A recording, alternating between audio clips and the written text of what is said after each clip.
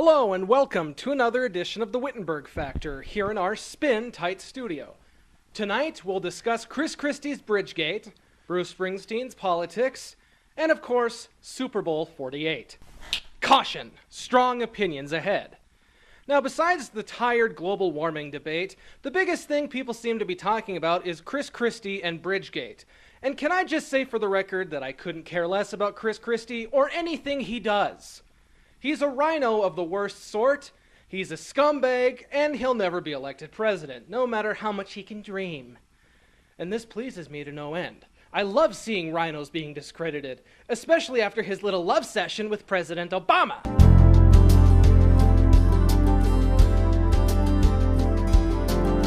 She'll let you in her house if you come knocking late at night. She'll let you in her mouth. But I've got to say that I do find it just a little bit hard to believe just how much is being made of this. A bridge was closed allegedly as political retaliation? Wow, man, that's heavy. And it's all the media can talk about. Oh, that and how the polar bears may have to change their diet because of global warming. It's always with the polar bears. And this brings me to Bruce Springsteen, the boss himself. Here we have a man who stands by and watches President Obama do horrible, atrocious things. He campaigned for him twice, wrote 2 songs for him, and generally wants to be his boyfriend. So naturally, when Chris Christie closes a bridge for political retaliation, he jumps at the opportunity to go on Jimmy Fallon and slam one of his biggest fans. So in summary, Bruce Springsteen has some strange buttons.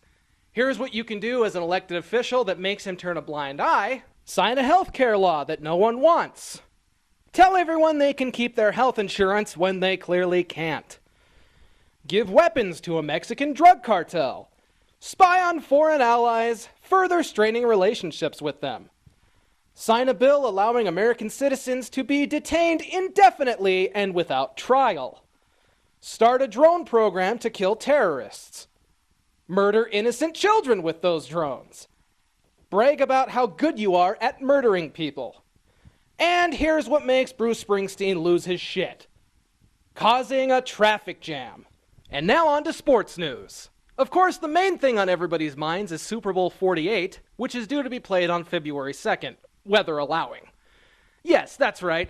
It's possible that the Super Bowl may be moved to anywhere between Friday, January 31st, to Monday, February 3rd, if the polar vortex interferes. Is that one of Bruce Springsteen's buttons? No? Okay. Just making sure. All right. Okay.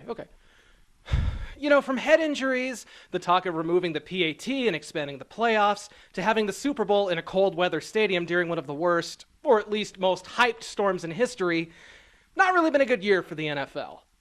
Did these people really not think that it was possible that New Jersey could have cold weather in February?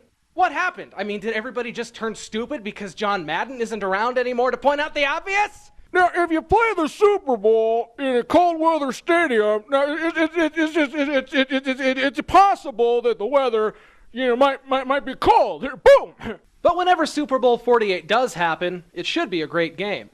The top-seeded team from each conference is facing off, and it's always nice when this happens.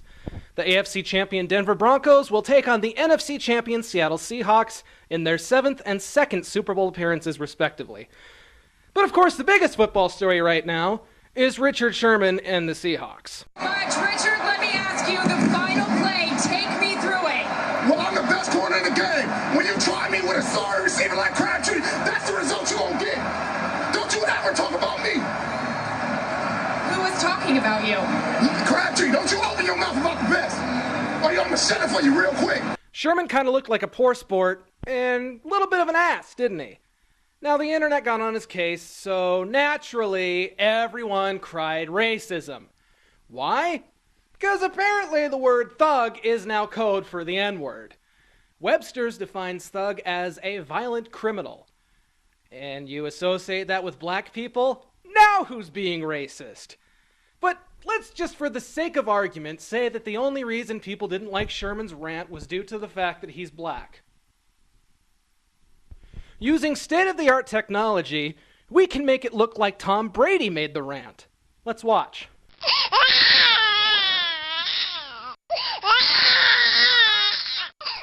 Okay, bad example. All right, let's put, just for giggles, Terry Bradshaw's head on there. Don't you ever talk about me! Still looks like a jerk. A freak of nature, but also a jerk. But people only knew half the story, and luckily Sherman was mic'd up for the game, and the NFL has released the tape. So while Sherman was screaming like a maniac, Crabtree was just being a little baby. But then what can you expect when your coach is Jim Harbaugh? Crybaby Tom Brady decided to take his pacifier out of his mouth long enough to comment on the controversy, and he claimed that the Patriots always win with graciousness. Oh, yeah, because Tom Brady is known for being gracious at all times. But all of this drama is just taking us away from the game itself. Who will bring home the Lombardi Trophy this year? My money's on Denver. Now, as much as I'd like to see Seattle win their first Super Bowl, can you just imagine how much more annoying those Seattle fans will get if they actually have a championship to back up their cockiness? But what do the Denver Broncos need to win the game? I think John Madden said it best the last time the Broncos played in Super Bowl 33. On paper, Denver certainly has, we think, more weapons. They look like the best team. What do they have to do? Well, I think they just have to play Denver Bronco football. So there you have it. All the Denver Broncos need to win is just play Denver Broncos football. Yeah. And if you needed another reason to hate the mainstream media, take a look at what takes precedence over an interview with a congresswoman about the NSA. Seriously consider not continuing Congresswoman Section Harman, 215 let me and getting interrupt you. Congresswoman, let me interrupt you just for a moment. We've got some breaking news out of Miami. Stand by, if you will. Right now in Miami, Justin Bieber has been arrested on a number of charges. The judge is reading the charges, including resisting arrest and driving under the influence. He's appearing now before the judge for his bond hearing. Let's watch. And we wonder why the government gets away with everything that it does. I could just puke right now. Thanks for joining us today on the program, my friends. I'm Tyler Wittenberg, and the spin is that away.